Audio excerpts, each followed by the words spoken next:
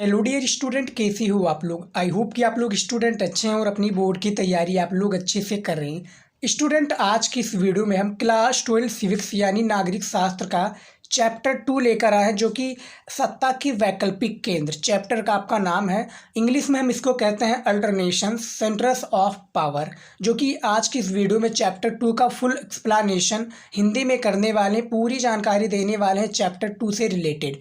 तो चलिए शुरू करते हैं, सभी चीज़ें हम आपको बताते हैं। देखिए, सबसे पहले आपको समझना पड़ेगा चैप्टर 2 के बारे में, जो कि सत्ता के वैकल्पिक केंद्र है, कि ये क्या होता है। यानी सत्ता के जो वैकल्पिक केंद्र है, बेसिकली ये होता क्या है तो मैं बता दूं। इसके अंतर्गत आपका चीन आएगा, यूरोपीय संघ आएगा, अमेरिका आएगा, यूरोप आएगा। तो जो यूरोप संघ में कितने देश हैं उनके बारे में, चीन इतना डेवलप क्यों हो गया, इनके बारे में तो इस चैप्टर 2 में हम सारी चीज़ें पढ़ेंगे। तो देखते हैं सबसे पहले यूरोपीय संघ के बारे में। देखिए, सबसे पहले आपका हेडिंग डाल दीजिए कॉपी में। यदि आप कॉपी लेकर बैठे हैं तो कॉपी में आप हेडिंग डाल दीजिए यूरोपीय संघ। यूरोपीय संघ क्या होता है, सबसे पहले हम इसका परिभाषा देख लेते हैं, फिर उसके बाद में सारी चीज़ें, सारे टॉपिक्स और पॉइंट्स को कवर करेंगे।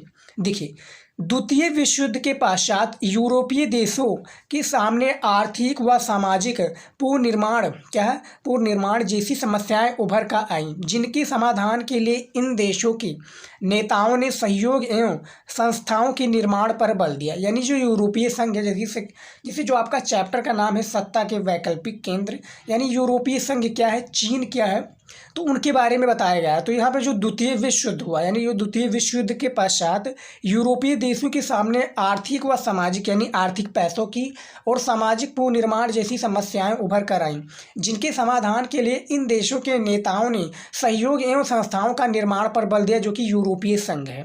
तो यूरोपीय संघ के बारे में इतना ही परिभाषा आपको लिखना है। यदि आपके बोर्ड एग्जाम में आ गया क्वेश्चन कि यूरोपीय संघ के बारे में बताइए, 3 नंबर या 4 नंबर का अति लघु उत्तरीय का क्वेश्चन रहेगा, तो यदि आप इतना लिख देंगे तो आपका 4 नंबर बिल्कुल कंफर्म हो जाएगा। ये आपको याद रखना है। चलिए देखते हैं जो हमारा नेक्स्ट टॉपिक आ जाता है। अब देखिए, इनमें जो चैप्टर है आपका सत्ता के वैकल्पिक केंद्र, इनमें जो टॉपिक आता है यूरोपीय संघ के अंतर्गत, वो आ जाता है, ये देखिए, यूरोपीय संघ के गठन की प्रक्रिया। यानी जो यूरोपीय संघ, इसका हमने परिभाषा आपको बता दिया। अब यूरोपीय संघ का जो गठन की प्रक्रिया है वो किस प्रकार से हुई, इसको हम देखते हैं। देखिए, यूरोपीय संघ के गठन की प्रक्रिया निम्नलिखित रूपों में की गई या निम्नलिखित रूपों में हुई। कुछ टॉपिक हैं, कुछ पॉइंट के अनुसार से आप दिया गया देख सकते हैं।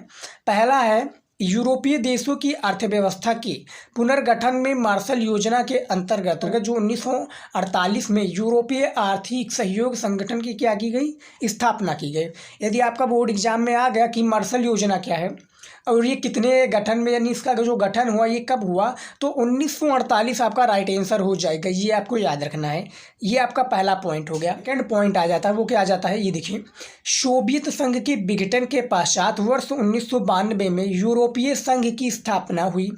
यह एक विशाल राष्ट्र राज्य की तरह कार्य करता है, जिसके पास स्वयं की मुद्रा, झंडा, राष्ट्रगान एवं स्थापना दिवस होता है। यानी जो सोवियत संघ है, इसकी जो यूरोपीय संघ की स्थापना हुई, इसके क्या है, विघटन के पश्चात जो एक नया यूरोपीय संघ बना 1992 में, यह एक विशाल राष्ट्र राज्य की तरह कार्य करता है। यानी इसमें 10 जो बेसिकली यूरोपीय संघ में होते हैं, 10 देश होते हैं, जिसके पास स्वयं की मुद्रा यानी पैसा स्वयं का, झंडा भी स्वयं का, राष्ट्रगान भी उनका, स्थापना दिवस के रूप में मनाया जाता है। तो 1992 में यूरोपीय संघ की स्थापना हुई, ये आपको याद रखना है। ये काफ़ी कार क्या होता है, ऑब्जेक्टिव क्वेश्चन में पूछ लिया जाता है कि जो यूरोपीय संघ की स्थापना हुई ये कितने में हुई। तो 4 विकल्प दे दी जाएंगे आपको, चारों में से आपको पता है कि भैया 1992 इसका राइट आंसर है, तो आप उसका आंसर दे देंगे, तो ये आपको डिसाइड हो जाएगा, ये आपको कन्फर्म हो जाएगा।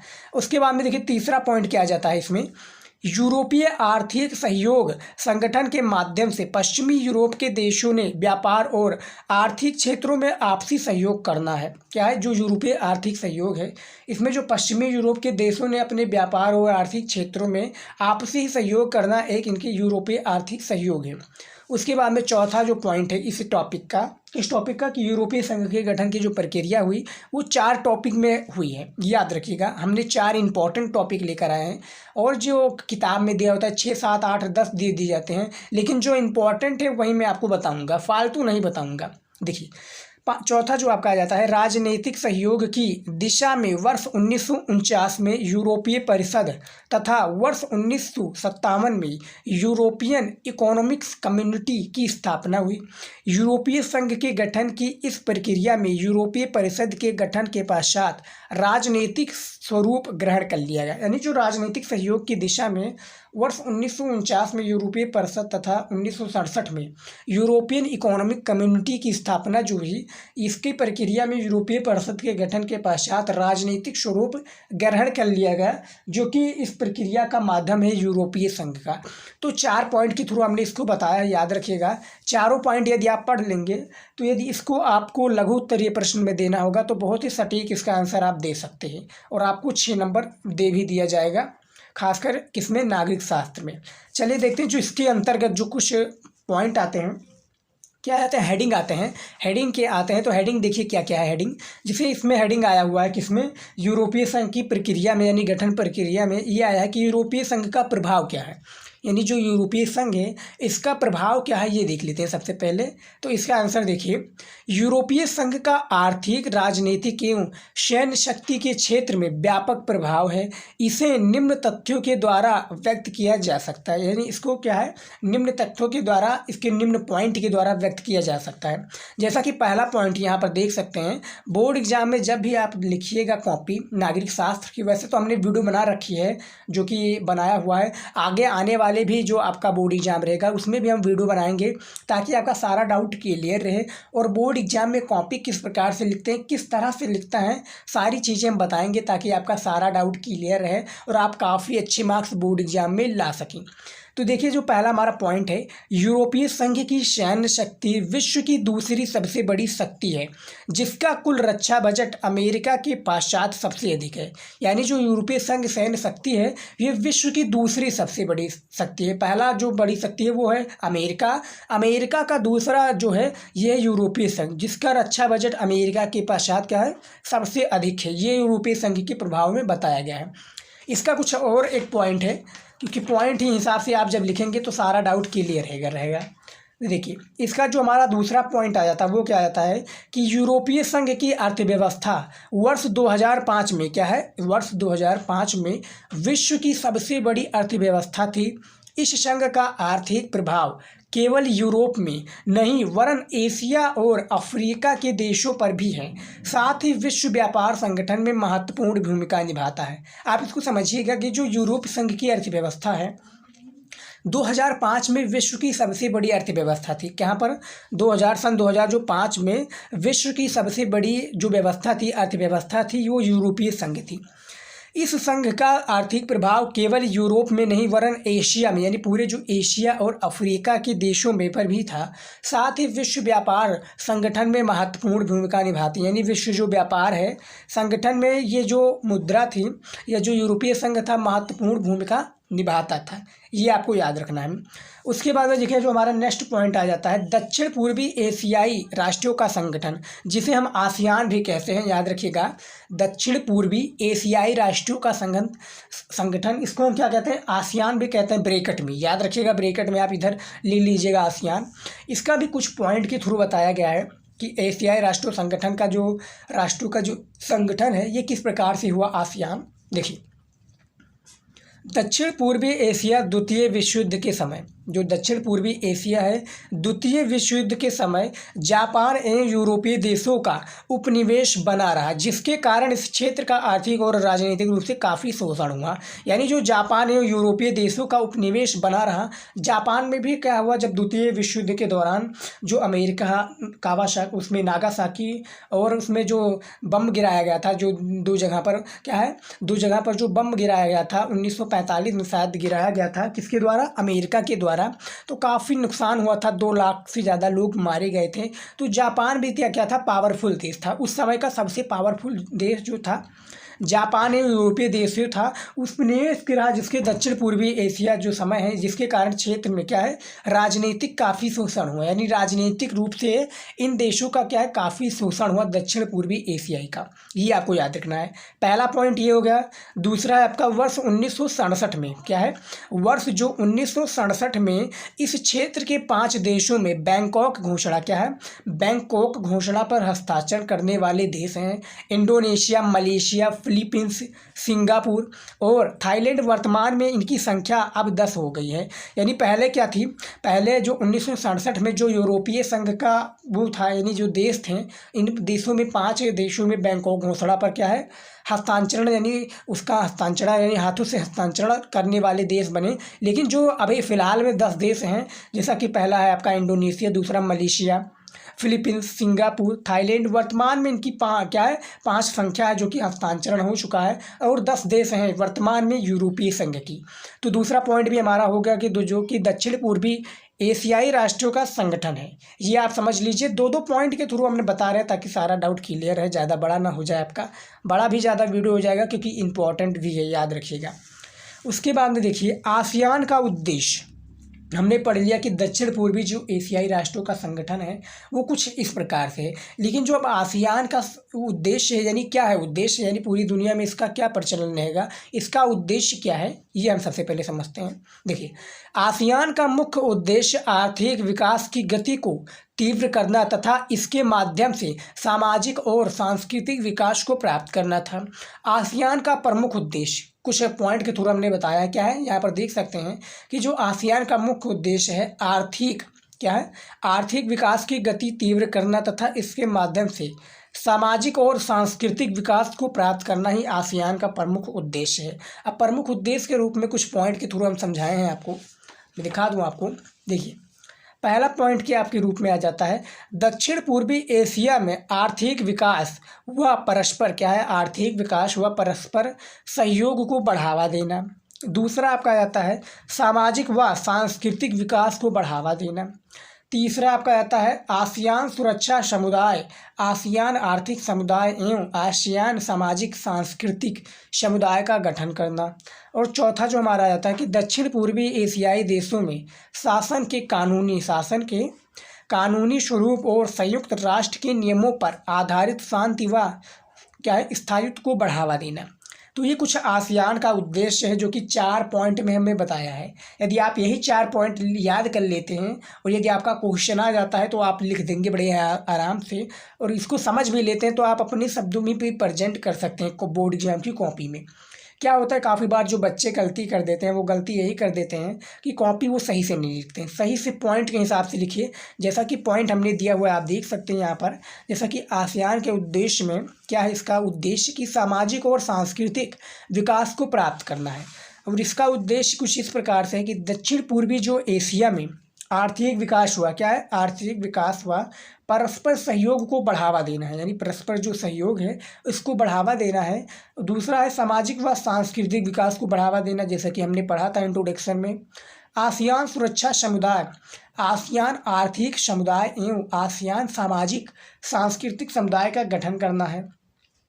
और दक्षिण पूर्वी एशियाई देशों में शासन के कानूनी स्वरूप और संयुक्त राष्ट्र क्या है, संयुक्त राष्ट्र के नियमों पर आधारित शांति व स्थायित्व को बढ़ावा देना है। तो ये आसियान का उद्देश्य है जो कि कुछ इस प्रकार से है।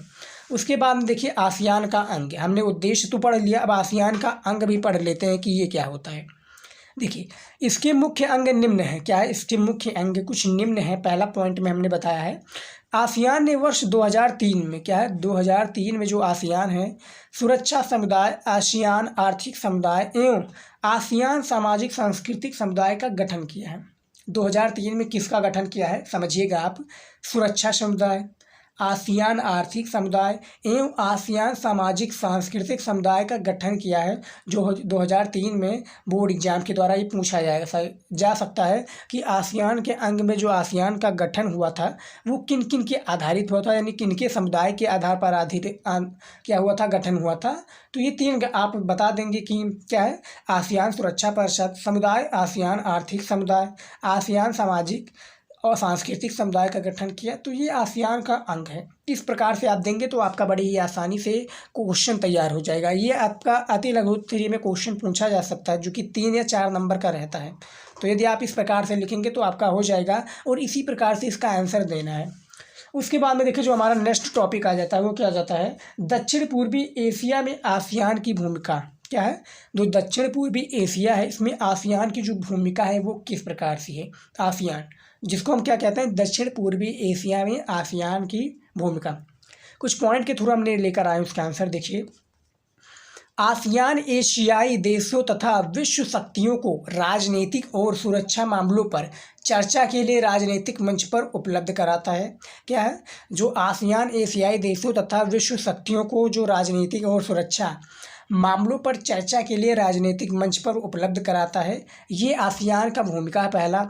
दूसरा है आसियान की वास्तविक शक्ति इसके सदस्य देशों, सहभागी सदस्यों तथा गैर क्षेत्रीय संगठनों के बीच निरंतर संवाद और विचार विमर्श करने की नीति में ही समाहित है। यानी जो आसियान के सदस्य देश हैं, 10 देश हैं, तो उन्हीं के आधार पर जो गैर क्षेत्रीय संगठन, निरंतर संवाद, विचार विमर्श, तो ये जो सहमति नीति है ये सहमत है या समाहित है। इनके बीचों में, आसियान के बीचों में देशों के जो 10 देश हैं, इन्हीं के बीचों में सारी चीज़ें समाहित हैं। चैप्टर 2 आपका काफ़ी ज़्यादा इंपॉर्टेंट है। इससे पहले यदि आपने चैप्टर 1 का वीडियो नहीं देखा है, जो कि न्यू शस्त्र से 2024 के लिए लागू किया गया है यूपी बोर्ड के द्वारा, पहला चैप्टर है आपका 2 ध्रुवीयता का अंत, किसमें, नागरिक शास्त्र में, क्लास 12 नागरिक शास्त्र में।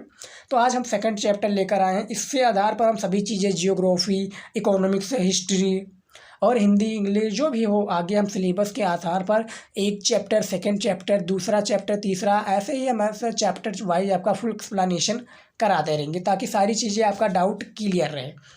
उसके बाद में देखिए चीनी अर्थव्यवस्था का उत्थान, हमारा नेक्स्ट टॉपिक आ चुका है। चीनी अर्थव्यवस्था का उत्थान क्या है, तो पॉइंट के हिसाब से हमने बताया हुआ है। पॉइंट देखिए, पहला पॉइंट है कि वर्ष 1978 के बाद चीन की आर्थिक सफलता इसके महाशक्ति के रूप में उभरने की मुख्य वजह रही है। जैसे कि हमने शुरुआत में बताया था कि जो इस चैप्टर में बताया जाएगा, यूरोपीय संघ के बारे में बताया जाएगा, चीन इतना डेवलप क्यों हुआ और अमेरिका का वर्चस्व क्या रहा। तो ये सारी चीज़ें हमने इस वीडियो में बताना है।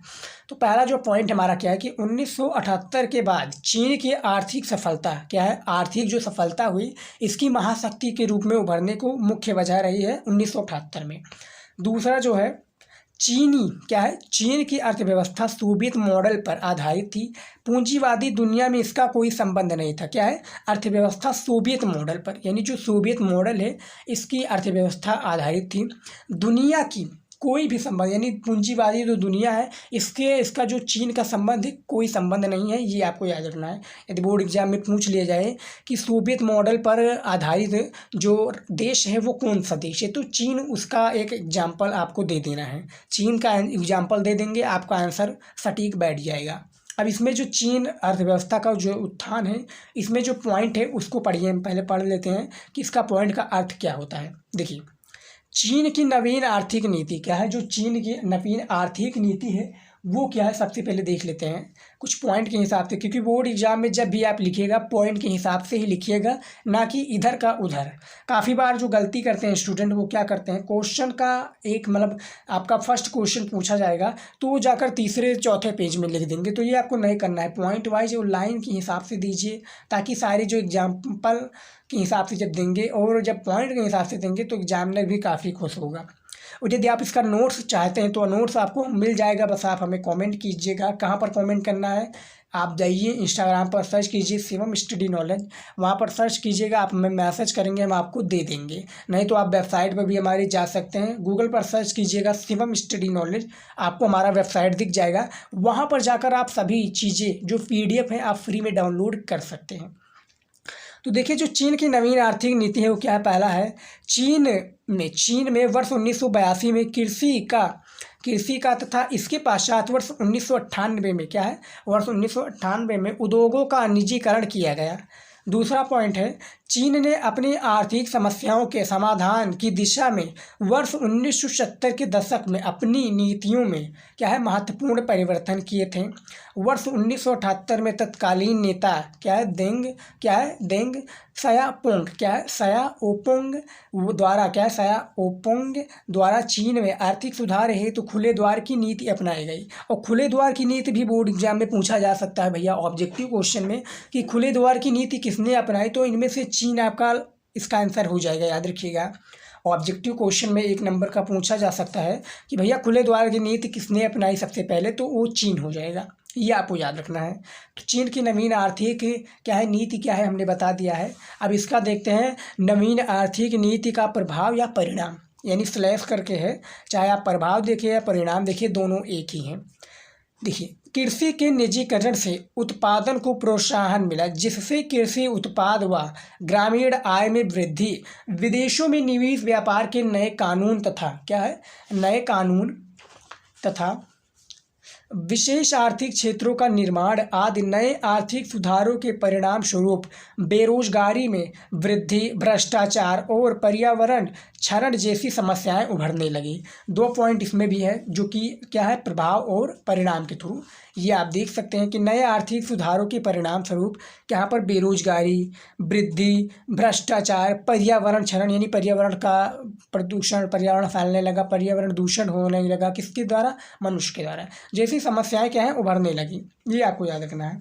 अब देखिए भैया मोस्ट इंपॉर्टेंट पॉइंट आ जाता है चीन के साथ भारत के संबंध, बहुत ही ज़्यादा इंपॉर्टेंट पॉइंट है आपका, ये सबसे ज़्यादा आपका बोर्ड एग्जाम में पूछा जा सकता है, किसमें, लॉन्ग क्वेश्चन में, जो आपका विस्तृत उत्तरीय प्रश्न होता है, शायद 10 नंबर का होता है, तो उसमें पूछा जा सकता है कि चीन के साथ भारत के संबंध को स्पष्टता बताइए या स्पष्ट समझाइए। तो आपको भैया समझाना होगा, पॉइंट के थ्रू समझाएंगे तभी आप निपट पाएंगे इस क्वेश्चन से, नहीं तो निपट नहीं पाएंगे। तो इसका देखिए, भारत और चीन पश्चिमी साम्राज्यवाद के उदय से पूर्व एशिया की महाशक्ति थे। चीन के साथ भारत के संबंधों का वर्णन निम्न प्रकार है, निम्न कुछ प्रकार से हैं, जैसा कि पहला आप देख सकते हैं। वर्ष 1950 में चीन द्वारा तिब्बत पर अधिकार करने व भारत चीन सीमा पर बस्तियां बनाने का प्रयास दोनों देशों के बीच संबंधों में तनाव के क्या है मुख्य कारण बने हैं। यह जब 1950 में जो चीन है तिब्बत पर जब कब्जा कर लिया था, तो इसके आधार पर जो भारत सीमा का जो बस्तियों बनाने का प्रयास है, ये दोनों देश के बीच में जो संबंध है चीन और भारत के बीच में, इसका मुख्य कारण या मुख्य तनाव बना हुआ है। दूसरा है भारत और चीन पश्चिमी साम्राज्यवाद के उदय से पूर्व एशिया की महाशक्ति थे। इनके बीच राजनीतिक व सांस्कृतिक संबंध सीमित थे। ये आपको समझ लेना है कि जो महाशक्ति थे इनके बीच राजनीतिक व क्या है सांस्कृतिक संबंध सीमित थे। उसके बाद में तीसरा पॉइंट है जो कि चीन और भारत के संबंध में व्यक्त करता है। वर्ष 1998 में भारत के परमाणु हथियार परीक्षण और चीन द्वारा पाकिस्तानी को परमाणु हथियार में सहायता देने विवादित मुद्दे हैं। यानी 1998 में जब भारत ने परमाणु का हथियार का जो परीक्षण किया था, चीन द्वारा जो पाकिस्तान को परमाणु हथियार में सहायता देना, यानी चीन जो है पाकिस्तान, हमारी जो पड़ोसी जो मुल्क है पाकिस्तान को क्या है, पाकिस्तान को किसमें परमाणु हथियार देना या सहायता विवादित मुद्दे को भारत और चीन के एक क्या है मुद्दे का तनाव का कारण है। उसके बाद में देखिए क्या है, वर्ष 1962 के युद्ध में भारत की सैनिक पराजय का क्या है, भारत की सैनिक पराजय का भारत चीन संबंधों पर दीर्घकालिक प्रभाव पड़ा, जिसके कारण दोनों देशों के बीच वर्ष 1976 तक कूटनीतिक संबंध स्थगित रहे। क्या है, जो 1976 में 1962 में जो ज़मीनी विवाद था भारत और चीन के बारे में, तो भारत का जो सैनिक पराजय था जिसके कारण क्या है भारत सीमा संबंधों का दीर्घकालिक प्रभाव पड़ा।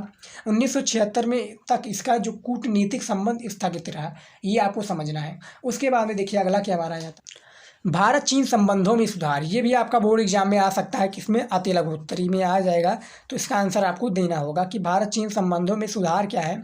तो कुछ पॉइंट के हिसाब से पहला पॉइंट है, वर्ष 1988 में भारतीय प्रधानमंत्री राजीव गांधी के चीन दौरे से दोनों देशों का संबंध सुधारने का अवसर मिला। यानी 1988 में जब भारतीय के प्रधानमंत्री थे, कौन थे, राजीव गांधी थे। तो जब चीन के दौरे पर राजीव गांधी गए थे तो दोनों देशों के संबंध क्या है सुधरने का अवसर मिला।